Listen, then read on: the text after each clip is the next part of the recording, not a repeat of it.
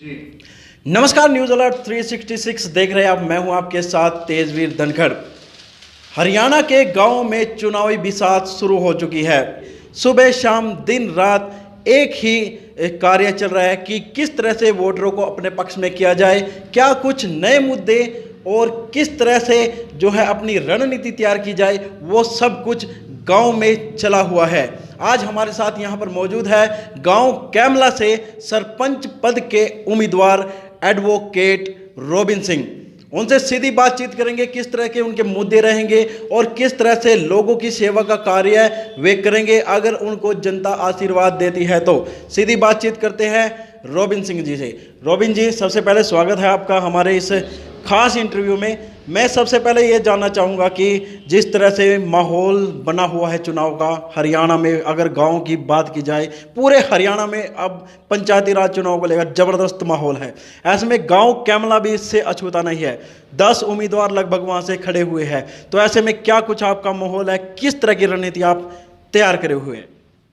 नमस्कार जी, सबसे पहले तो मैं न्यूज़ अलर्ट 366 जो है उसके सभी दर्शकों को मेरी तरफ से नमस्कार, और इस चैनल को देखने वाले सभी बुजुर्ग माताएं और सभी बहनें और मेरे नौजवान साथियों, मैं उनको भी सबको प्रणाम करता हूं। और मेरे जो युवा वर्ग है उसको मैं अपील करता हूं कि आप इस चुनाव में बढ़ चढ़ कर भाग लें, क्योंकि ये चुनाव जो है वो गांव के युवाओं के भविष्य को तय करने वाला चुनाव है।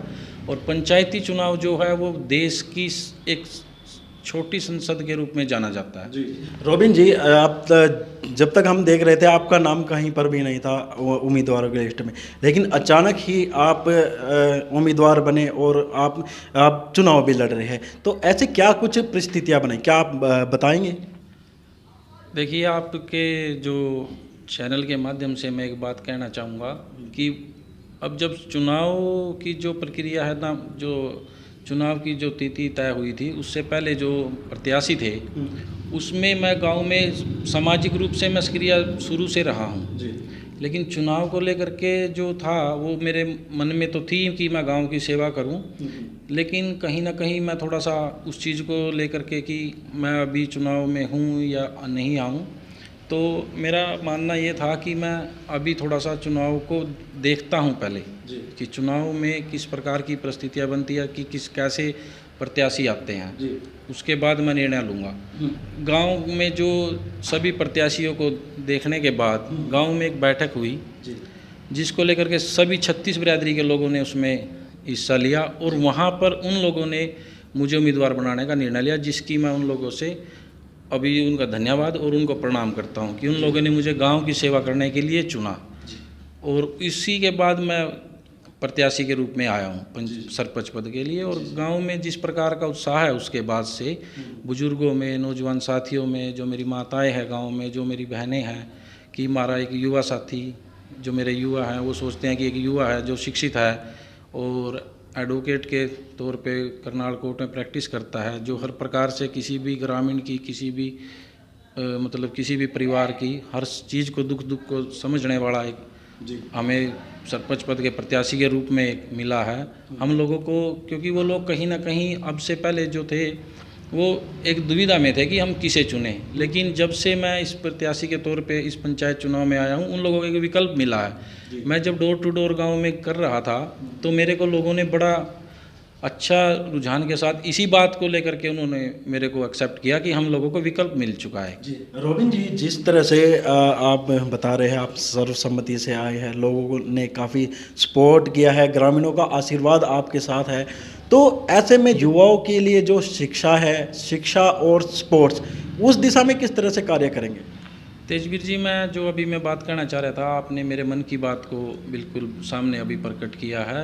मैं अभी इसी बात के ऊपर आने वाला था कि गांव में इस खेलों को लेकर के गांव के युवाओं में जो रुचि है, मेरे गांव का हर युवा खेल में आना चाहता है। गांव से हर प्रकार के जो युवा है वो उनको स्पोर्ट्स में जो रुचि है वो उसके अनुसार आगे भविष्य में अपने रोजगार को तलाश करते हैं।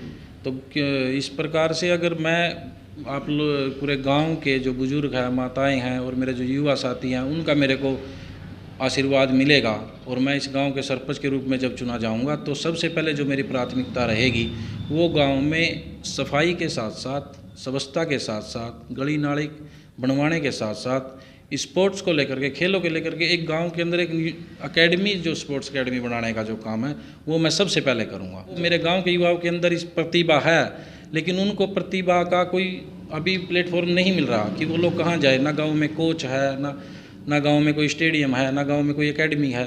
इस प्रकार से अवसर जो है वो अवसरों की तलाश अभी गांव में हम लोग इस पर स्पोर्ट्स एकेडमी बनाने का जो काम करेंगे। जिस तरह से आप बात कर रहे हैं कि एकेडमी नहीं है या खेल स्टेडियम नहीं है, तो ऐसे तो गांव में पार्क के भी सुविधा नहीं है, तो इस दिशा में भी कोई कार्य रहेगा? हाँ, ये बात आपने एकदम से दुरुस्त है। जब मैं डोर टू डोर मैंने गांव किया तो एक मेरी मातृशक्ति है वो लोग, एक जगह मेरा कार्यक्रम था वहाँ इकट्ठी हो रखी थी, तो उन्होंने मुझे एक सुझाव दिया कि हम लोग सवेरे या शाम को सैर करने के लिए गांव में जब बाहर निकलते हैं तो सड़कों से हमें सैर करनी पड़ती है। गांव में कोई किसी प्रकार की कोई हमें सैर करने की वो सुविधा नहीं है। तो मैंने उन लोगों को आश्वासन दिया कि अगर आप लोग मुझे अपने मत का प्रयोग करके गांव के भविष्य को तय करेंगे और गांव के विकास के बढ़ाने के लिए आप मुझे अगर चुनते हो, तो मैं गांव में आप लोगों के लिए आपकी महिलाओं की सुरक्षा के साथ साथ गांव में सीसीटीवी कैमरे लगाने की जो प्रक्रिया है उसके साथ साथ मैं गांव में एक पार्क का निर्माण भी करूंगा। तो वोटरों से किस तरह की अपील करना चाहिए? मैं पूरे गांव से हाथ जोड़ के जो मेरा निवेदन है कि आप मुझे अगर सरपंच के रूप में सेवा करने का गांव में एक मौका देते हो, तो मैं गांव में अपील आप लोगों से करता हूं कि मैं गांव के विकास के रूप में आपको कोई किसी प्रकार की कोई शिकायत नहीं मिलेगी। मैं गांव में जो सीसीटीवी की वो रहेगी, मेरे युवाओं के लिए आजकल आप इंटरनेट का महत्व इतना है कि आप उस पर इंटरनेट के माध्यम से रोज़गार के साधन भी मिलते हैं, वहाँ से आप अपनी पढ़ाई करते हैं। तो गाँव में फ्री वाईफाई का मैं रखने का काम करूँगा। मेरा चुनाव चिन्ह ऐसा है जो हर परिवार, हर घर की भी ज़रूरत है।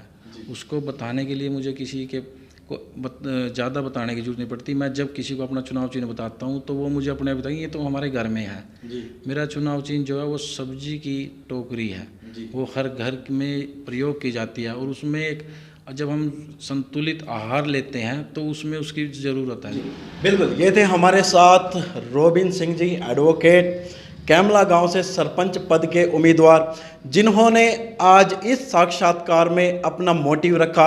अगर जनता इनको आशीर्वाद देती है तो ये किस तरह से गांव का विकास कार्य करेंगे, युवाओं के लिए इनकी क्या सोच है और महिलाओं की सुरक्षा को लेकर क्या कुछ सोच है और गांव का विकास किस तरह से करेंगे, किस तरह से खेलों में युवाओं को आगे बढ़ाएंगे और किस तरह से शिक्षा को लेकर कार्य करेंगे।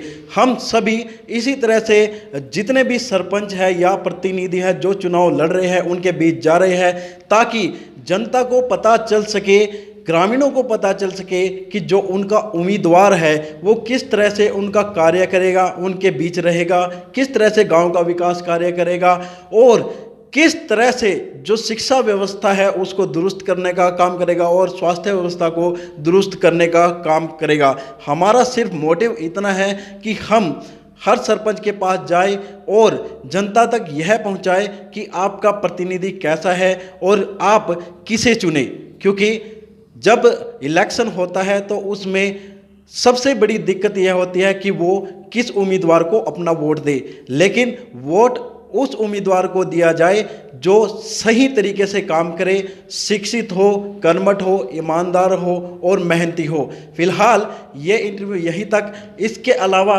हम बात करेंगे जो भी हमारे दूसरे सरपंच है या प्रतिनिधि है, मान लीजिए कोई जिला परिषद से है या फिर ब्लॉक समिति या फिर कोई पंच है, वो अपनी बात रखना चाहता है, जनता तक पहुंचाना चाहता है, तो वो हमसे भी संपर्क कर सकता है। इससे आगे एक नए साक्षात्कार में हम आपसे किसी और शख्सियत से रूबरू कराएंगे और दिखाएंगे कि किस तरह से विकास करेंगे और किस तरह से प्राथमिकताएं रहेंगी।